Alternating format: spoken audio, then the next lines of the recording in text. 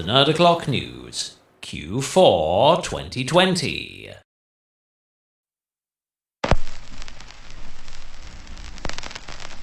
The facts as I know them are not facts but theories. Thus, elements of the following fantastical, known partial truths may be founded upon fragments of fruity fiction, and any similarity such content might manifest to entities and events within your realm of reality is purely coincidental.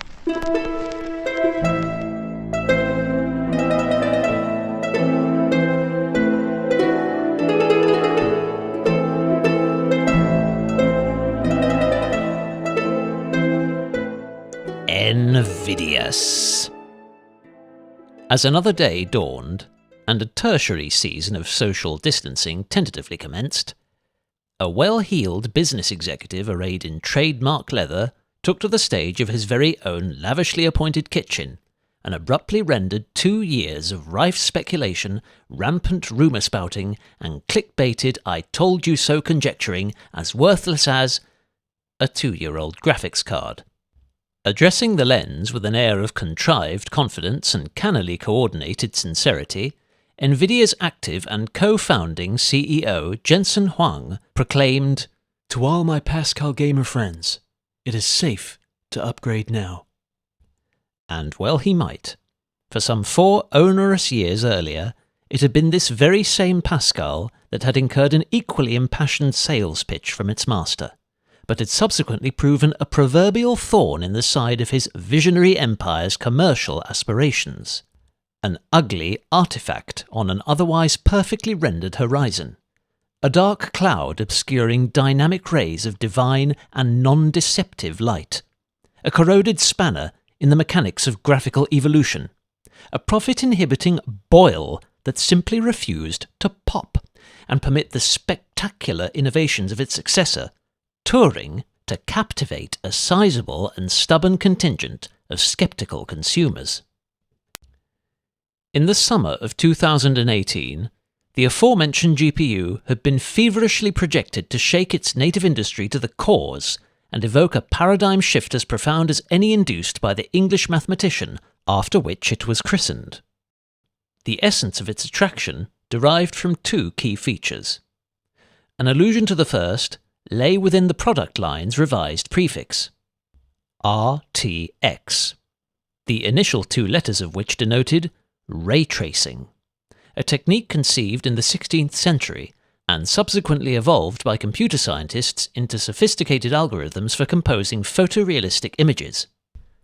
According to Jensen Huang, the most influential of these was multi-bounce recursive raytracing, as founded by NVIDIA researcher John Turner Whitted in 1979, and devised to accurately simulate the subtle effects and impulsive nature of ambient light, shadows and reflections within a graphically synthesized environment by calculating the precise paths that rays of light travel between their origins and destinations. In a recycled nutshell, the procedure worked by inversely tracing all luminance assimilated by the beholder's eye back to its point of emission, and accurately interpreting its myriad changes of course when intercepted by an infinite array of objects, such as window panes, cutlery, teapots, cafetières, C-3PO figurines, bald heads, and the glossy screen of your monitor that so enchanted you on the day that you unboxed it, but now means you're compelled to get up and close the curtains simply to see what you're bloody well typing. And most crucially, have you lost your marbles again? Prior to Turing's emergence, these specular complexities could only be partially emulated by a comparatively impractical process known as rasterization, which necessitated graphics designers to falsify the mercurial physics of light by manually specifying each reflective point within a 3D setting, and utilizing a plethora of intricate pixel shading algorithms to outwardly project every reflected ray from those locations and all thereafter. Though this method could improve efficiency by enabling the selective omission of rays that fell outside the spectator's field of vision, the resulting sacrifice in realism was equally significant. Almost 4 decades later, As dappled sunlight caressed golden leaves outside the Kölnmesse exhibition centre in the heart of Cologne, Germany, and an expectant populace hastily gathered to attend the prestigious Gamescom conference, the tirelessly touted pipeline dream of real-time ray-tracing was poised to penetrate a timeless realm of contemporary virtual reality. Relentless graft, resolute ambition, proactive development, tawdry keynote presentations peppered with brash PowerPoint theatrics, and brainstorm-founded phrases such as proactive development, not forgetting a colossal chronology of obsolete graphics cards, had all aroused the radiant powers harnessed within Turing's revolutionary RT cores, collectively capable of conjuring, casting, and coordinating captivating luminosity at up to tenfold faster than their cohabiting CUDA counterparts. And thus, what had previously cost a cool million and taken 40 hours to yield a single frame would become every common gamer's instant gratification at one flick of an index finger. At least, that's what Jensen Huang had envisaged when proudly parading Turing's flagship embodiment. Yet, cold hard actual reality would prove decidedly less flattering. But what of Turing's second party piece? DLSS, or Deep Learning Supersampling, was an algorithmically founded form of anti-aliasing, intended to realize the aesthetic allure of ultra-high-definition gaming at consistently acceptable frame rates. The applicable scenes were rendered at a resolution lower than that specified within a supporting application, before Turing's tensor cores would intelligently identify and prioritize which elements would notably benefit from the effect's implementation, and ultimately upscale the images to meet the user's demands, thus intuitively preserving their fidelity, attenuating jagged edges, and minimizing the significant performance penalty incurred by previous incarnations of the same processes. Though both concepts harbored positive and far-reaching potential, the fate of such fledgling technology is invariably determined by its mass-market appeal, in this instance to the creators and developers of games, and the demographics whose desires they fulfill. And it was here that Turing initially floundered against a tide of self-inflicted skepticism. Though ravishing oven-ready showreels, highly selective benchmark results, and passionate pleas to readily adopt what was supposedly destined to become industry standards might have elicited generous donations from the wealthiest and most easily influenced, many paid-up members of clubs Pascal and Maxwell were quick to question both the validity of NVIDIA's outlandish assertions and a pathetically thin catalogue of compatible software. When assiduous reviewers began objectively committing rubber to road and conducting unorchestrated comparisons between the latest and the last, the results threatened to derail NVIDIA's graphical gravy train almost before it had left the station.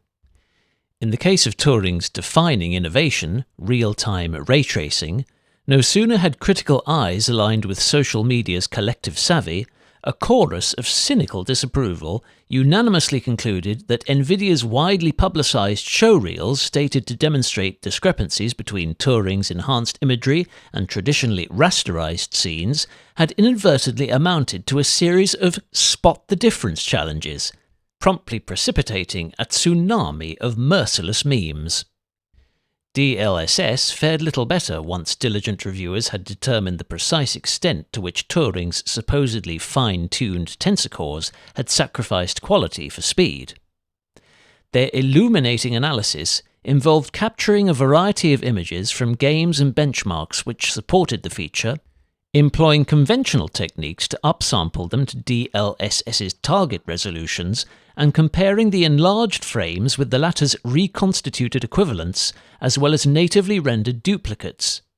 Upon careful scrutiny, it became vividly apparent that whilst NVIDIA's neural sorcery generated consistent performance gains, the cost to clarity was both frequent and grave, leading many cynics to justifiably speculate whether the entire concept was a sleight-of-hand scam that sought to surreptitiously substitute 10 precious masters with 1,000 cheap mock-ups, in the hope that none would be any the wiser and, moreover, eternally grateful for their establishment's expanded range of relics.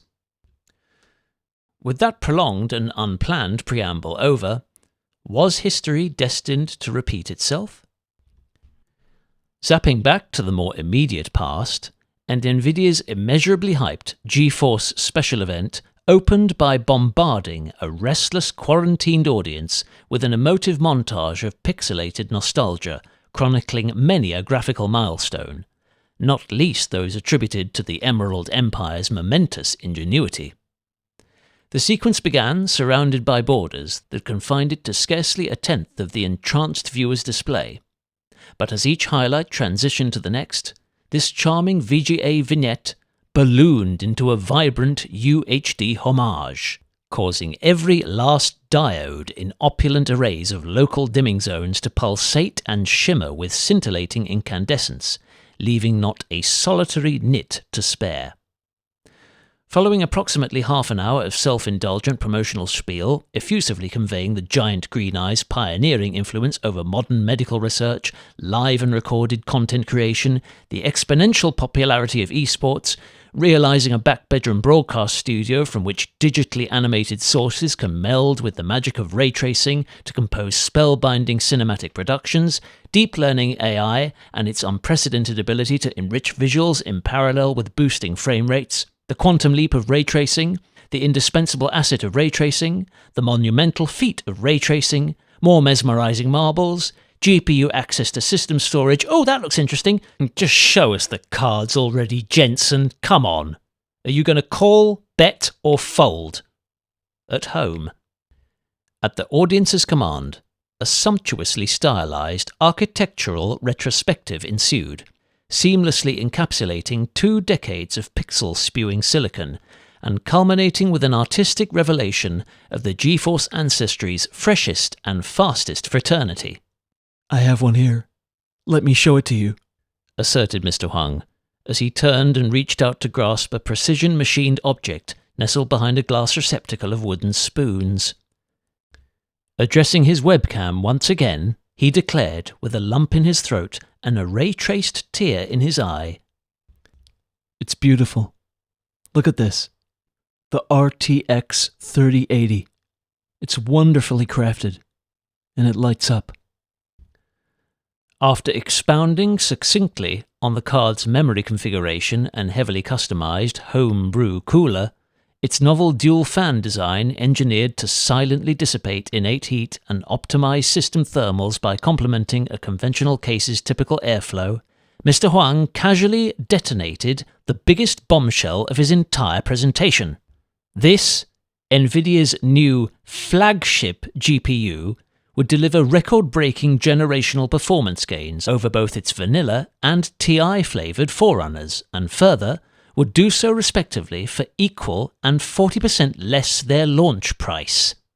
No sooner had the date of retail been confirmed than legions of tech influencers and self-righteous swivel chair pundits pulled a stupid face into a nearby camera and simultaneously vomited a smorgasbord of clickbait-fortified conjecturing onto YouTube, each talking head tirelessly regurgitating the very information that Mr. Huang had just divulged, and for which many had already provided a live commentary.